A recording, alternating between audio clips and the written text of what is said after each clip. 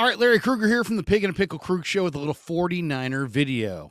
And check out Pig and a Pickle, 2 locations, Emeryville and Corte Madera. They're open 7 days a week in Corte Madera, and they're open Wednesday through Sunday in Emeryville. Pig and a Pickle, the best barbecue in all of Northern California. All right, the 49ers have signed their 4th quarterback. Is he a camp arm and solely a camp arm? Is he more than that? Well, it's an interesting name for sure. It's former Cincinnati Bengals backup Brandon Allen. Tom Pelissero of the NFL Network reporting that Allen, who was a mentor for Joe Burrow during the last 3 seasons in Cincinnati, will come to San Francisco. And interestingly enough, it happened here on May the 3rd.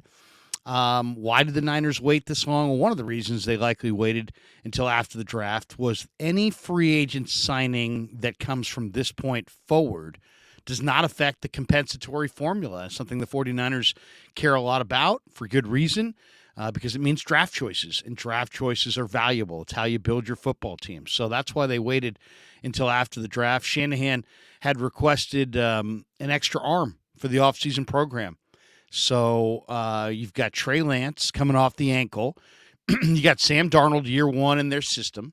You got Brock Purdy, who may or may not play this summer, may or may not play this season. We really don't know the situation there. He continues to rehabilitate from his UCL surgery. He's 2 months into a 6-month rehab. We're going to know more in about 5 weeks after Brock begins to throw. But let's talk a little bit about Allen. He's 30 at this point. He was a 6th-round pick in 2016 out of Arkansas. He only attempted 3 passes for the Bengals last year. He's thrown 263 passes in his NFL career. He's got 10 touchdowns and 6 interceptions in his career. The odds of him making the final roster probably are not great. But, more than anything, you've got a quarterback here who's been around the block that every NFL teams have had a shot at, and that there's a very good chance you can sneak him through waivers because people kind of feel like they know who Brandon Allen is. And he's at that part in his career where he probably, unlike like a Jake Haener, DTR, any rookie quarterback that has all this promise and upside potential and nobody really knows who they are. So those guys are harder to sneak through waivers, I think, at the end of camp than Brandon Allen will be. Allen is 6'1", 220 pounds, roughly. Not the biggest hands, 8 7/8 inch hands. He was a 3-year starter for the Razorbacks going back to college. And then he came on the second half of that senior season and really kind of opened a lot of people's eyes. He's from Fayetteville. And he's an interesting guy. At one point he was the Arkansas High School Player of the Year, and he completed less than 50% of his passes when he first started at Arkansas as a sophomore. But he definitely improved as time went on because he connected on 66% of his throws in 2015, and he had 30 touchdowns and just 8 interceptions. So, the comp coming out on Brandon Allen was Case Keenum, who's a career backup. And I think Allen has shown to be a little bit more than that. I think he had a hand in the development of Joe Burrow. I'm not saying that he developed Joe Burrow, but he definitely helped Joe Burrow develop. This is also the kind of guy who's kind of got some moxie. You can throw him in there at any point, and he's not going to wet the bed. He's got a quick release. He's got an NFL arm. There's no question about that. Good mobility. Nothing spectacular, but good mobility. He's accurate. So, the thing with Brandon Allen is he had this tendency to stare down targets, and he kind of broke himself of that. The one thing about Brandon Allen is I think he's a veteran who's kind of thought of as a little bit of a leader, a little bit of a playmaker. He definitely fits the Kyle offense. Why is that? Well, he's definitely comfortable under center. He doesn't have to. He's not one of these guys that can only operate out of the shotgun. If you watch him, he's been very effective going back to his days at Arkansas on the bootlegs, the rollouts, the play action game. And we've seen him throw well in the short and intermediate area. So he's got good ball placement for run after the catch, a little bit more arm skills than you would think he would have. He's also a guy that will carry out some play fakes. There's no question about that. He can carry out play fakes. He's got what I would call requisite NFL arm strength. It's not like this guy's Joe Flacco, but at the same time, it's not like the ball hangs. He's got requisite arm strength, which is why he's been able to stick around. And what I like about him also is he can extend plays outside the pocket, and he'll find a throw, and he'll find a secondary receiver. He'll buy himself some extra time. Now, he's not the biggest guy. He's kind of a small frame guy. So you definitely want to protect him because it's not like he's going to be able to take a bunch of hits. And, you look at, he was definitely aided in college by a really strong play action game. Arkansas always ran the ball really well, and so their play action game always was really effective. But I think this guy has done enough, and enough to warrant being one of the top 100 quarterbacks in the NFL. He doesn't manipulate safeties well with his eyes. That's kind of quarterbacking 2.0 or 5.0. He's a guy that, when the pocket heats up around him, he has a tendency to become a whole lot less effective. He doesn't operate great from a muddy pocket, but he is a good NFL backup quarterback with some upside. He's not a guy who's 34 years old. He's a guy that's a little bit younger. He's not a great runner. He ran 4.84 in the 40 coming out. His 1.66 10-yard split is not great, but it's not terrible. 28-inch vertical kind of shows you what kind of athlete. Good, but nothing spectacular. Overall, though, I think this is a good pickup. Why? Because this guy's been in an NFL offense. He's got some NFL experience.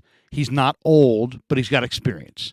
He's got talent, but you can squeeze him through waivers. I mean, this is such a tap dance trying to find a fourth-string quarterback because you can only keep 3 on the roster. So what are you going to do? There's a very good chance that Brandon Allen will be exposed to waivers more than once this year. So is he the kind of guy who is going to jump ship, or is he the kind of guy that is going to clear waivers and you're going to have some continuity? The one thing you don't want with your quarterbacks is you don't want a different quarterback in camp than you have in the first 4 weeks, and then you got to put somebody through waivers. You lost the quarterback. Now you got a third quarterback. You're constantly teaching your system. You could see the complexity in the Kyle Shanahan system just by how Matt Ryan transitioned from one year to the next. So there's no question that you want to have some continuity. And to me, this guy it's like he's as good as you can get, but not so good that it won't work, if that makes sense. I mean, right now, let's just say if everybody were healthy, Brock is your 1, Trey is your 2, Darnold's your clear 3, and Brandon Allen would be a practice squad guy that would go be in camp with you, camp arm. He's going to play some in the preseason, but then you get down to the preseason and you put him through waivers. Oh, but guess what? He cleared waivers. So now you put him on the practice squad, and you got a 4th guy in the building who knows your system, who's played NFL snaps, who, the first time he gets thrown into a game is not going to be his first time. The kind of guy that potentially, if you had to, let's just say this. If the 49ers had Brandon Allen in the playoffs, I think they would have had a better chance to win. I don't think they would have beaten the Eagles, but I think they would have had a better chance to win. Why? Because Brandon Allen's younger. Brandon Allen is more, is definitely got more of an NFL future. And I think that, that's the key, I think, with that 4th quarterback. You want to have somebody who, if you go to him, you feel like confident he could get something done, maybe win a game, have a couple good halves of football. Or you just don't want that player to be too old and he's just there to really help you watch film and carry a clipboard, or too young in that, man, the guy's got a lot of athleticism, but he might as well be a kicker because you can't play him at quarterback. So you got to have somebody that you can play, but at the same time isn't going to upset the top 3 guys, and he's not really going to challenge them. But he's also good enough to maybe win a game, but also just lowly rated enough to sneak through waivers maybe once, maybe twice. over the course of a season. So, in a lot of ways, this guy's the perfect guy because he's got that experience. He's not old. He's not young. The moment won't be too big for him. So overall, I think it's an interesting name for the 49ers. I like it. I like the addition of Brandon Allen. Not going to be spectacular, but if he had to play in a game, you're not sitting there going, we're cooked. We have no chance. Very similar body type to Brock Purdy. Purdy's 6'1" and change, 220. This guy's 6'1" and change, 217, 220.